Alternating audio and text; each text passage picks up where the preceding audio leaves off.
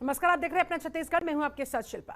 छत्तीसगढ़ के मुखिया सीएम भूपेश बघेल ने भी कृषि कानून की वापसी के ऐलान के बाद अपनी प्रतिक्रिया दी है। क्या कुछ कहा गया उनकी तरफ से, सुनिए।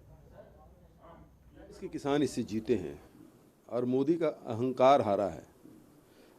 अहंकारी चाहे रावण हो चाहे वो मोदी हो, उसकी पराजय निश्चित है। और ये जो जीत हुई है वो किसानों की जीत है।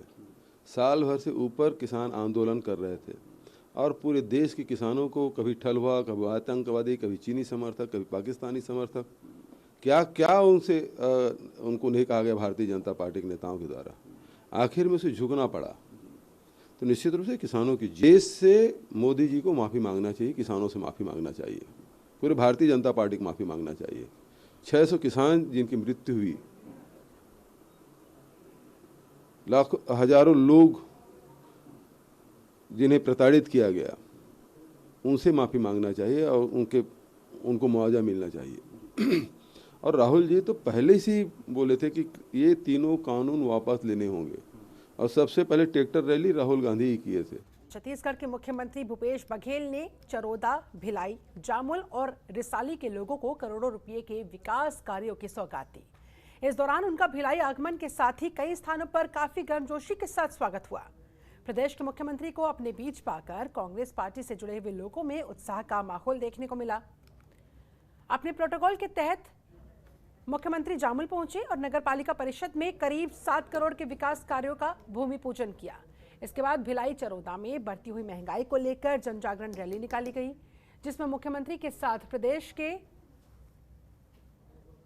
कई ग्रामीणों ने वहां पर उनका जोरदार स्वागत किया। इसके अलावा उस कार्यक्रम में कई मंत्रीगण भी उपस्थित नजर आए। साथ ही भिलाई 3 चरोदा में 39 करोड़ के विभिन्न विकास कार्यों का लोकार्पण और भूमि पूजन किया गया और सभा को संबोधित भी किया गया। सही बात है, डीएपी की मांग बरसात में हमारे यहाँ भी थी। अभी जहाँ चुनाव है यूपी, वहाँ लोग लाइन में खड़े खड़े लोगों की मृत्यु हो गई। एमपी में झगड़े हुए, थाने तक वो झगड़ा पहुँचा। तो डीएपी की उपलब्धता मध्य प्रदेश और यूपी में जहाँ उसकी सरकार है वहाँ वो नहीं करा पा रही। आने वाले समय में डीएपी की स्थिति क्या होगी, भारत सरकार की स्पष्ट करना चाहिए। उधर कांकेर में आजादी के अमृत महोत्सव के तहत ब्लॉक स्तरीय 1 दिवसीय बाल मेला महोत्सव का आयोजन किया गया। इस कार्यक्रम में मुख्य अतिथि के रूप में जिले की प्रभारी मंत्री अनिला भेड़िया और अंतागढ़ विधायक अनूप नाग मौजूद रहे। कार्यक्रम में स्कूल के छात्र छात्राओं ने सांस्कृतिक कार्यक्रमों की प्रस्तुति दी। इस दौरान कलेक्टर चंदन कुमार, पुलिस अधीक्षक शलभ सिन्हा ने बच्चों की मनमोहक प्रस्तुति का आनंद उठाया और उत्साहवर्धन किया।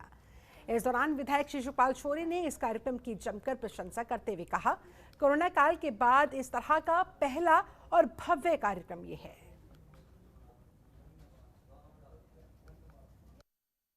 कोई साधन नहीं थे तो बहुत उत्साह है और इसी उत्साह को देखते हुए जिला प्रशासन ने बड़े मेहनत करके बच्चों का आनंद फानंद में ही सही पर बहुत अच्छा कार्यक्रम रखा।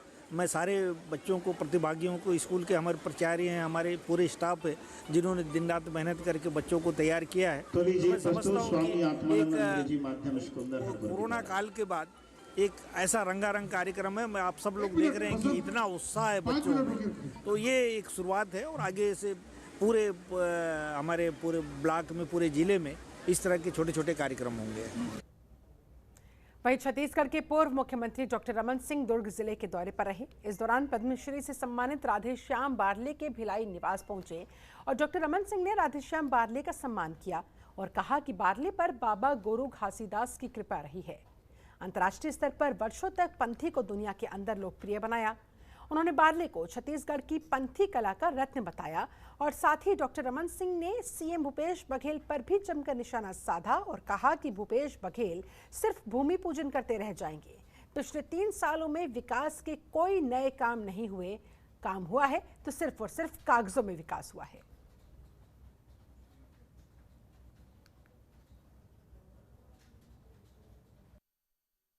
करीब 2600 सोसाइटी में कामधाम बंद है। सरकार उनको 3 साल का वेतन देने में असफल रही है, वही प्रोक्योरमेंट करते हैं। ये हालत है इस सरकार की। पूरे धान और 1 दिसंबर का जिद सरकार नहीं छोड़ रही है। भारतीय जनता पार्टी की यही मांग थी 1 नवंबर से खरीदी हो, मगर उसके लिए भी सरकार मन नहीं बना पाई है। इसका विरोध किसान भी कर रहे हैं और भारतीय जनता पार्टी भी कर रही है। आंदोलन कर रहे थे, सिर्फ और सिर्फ को भूमि पूजन करते रह जाएंगे। 3 साल में कुछ काम धाम तो हुआ नहीं, कोई डेवलपमेंट तो हुआ नहीं, कोई विकास तो हुआ नहीं। कागज में सारे विकास हैं, जितने विकास के काम थे वो सारे ठप हैं। सैंक्शन भी होता है तो उसमें से पैसा आने में वर्षों लग जाते हैं। पूरा छत्तीसगढ़ में डेवलपमेंट चरमराया हुआ है, इसलिए गली गली घूमना तो पड़ेगा महाराज, और चुनाव में भी नतीजा सामने निकल के आएगा, चिंता मत करिए। छत्तीसगढ़ के पूर्व सीएम डॉक्टर रमन सिंह अपने 1 दिवसीय प्रवास पर राजनांदगांव जिले के दौरे पर पहुंचे, जहां पहुंचकर उन्होंने आजादी का अमृत महोत्सव कार्यक्रम में शिरकत की। साथ ही जिला भाजपा कार्यालय में आयोजित कार्य समिति की बैठक में वो शामिल हुए। कार्यक्रम में बीजेपी के तमाम नेता मौजूद रहे। पूर्व मुख्यमंत्री ने धान खरीदी को लेकर प्रदेश सरकार को निशाने पर लिया और कहा कि बीजेपी की मांग थी 1 नवंबर से धान खरीदी की जाए, मगर उसके लिए भी सरकार मन नहीं बना पाई है।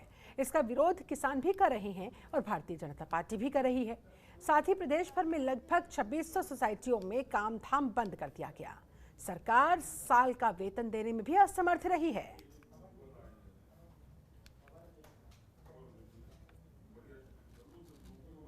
चलिए इसी के साथ छत्तीसगढ़ की अहम खबरों में फिलहाल बस इतना ही। आप बने रहे जनतंत्र टीवी के साथ। नमस्कार। खबरों के निष्पक्ष विश्लेषण के लिए सब्सक्राइब करें Janatantra TV and press the bell icon. Never miss any update.